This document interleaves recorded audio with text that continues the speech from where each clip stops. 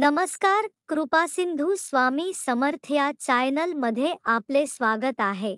आज आपण बघणार आहोत की सकाळी उठून कोणती कामे केल्याने माता लक्ष्मीची कृपा आपल्यावर राहील। चला तर मग जाणून घेऊया कोणती आहेत ती कामे। नंबर 1, रोज सकाळी हाताचे तळवे पहा।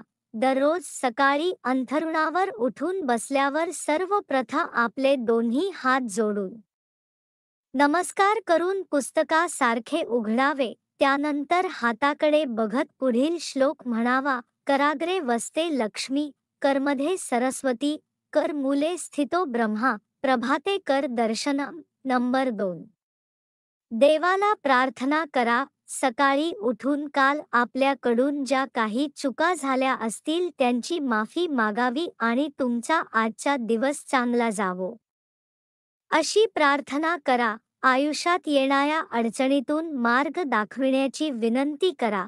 अशा प्रकारे देवाची प्रार्थना केल्याने तुमचे जीवन सुखी राहते आणि देवांचा आशीर्वाद तुमच्यावर सदैव राहील। नंबर 3, लवकर उठून अंगण झाडून दारात सडा टाकून रांगोळी काढा। माता लक्ष्मीला स्वच्छता आवडते। जिथे स्वच्छता असते माता लक्ष्मी तिथे चिरंतर वास करते। नंबर 4, मुख्य प्रवेशद्वाराचा उंबरठा स्वच्छ पुसून घ्या। त्याला हळदीचा लेप लावावा। रांगोळी काढावी। लक्ष्मीची पावले काढावी। नंतर देवांची पूजा करून सुगंधित अगरबत्ती लावावी।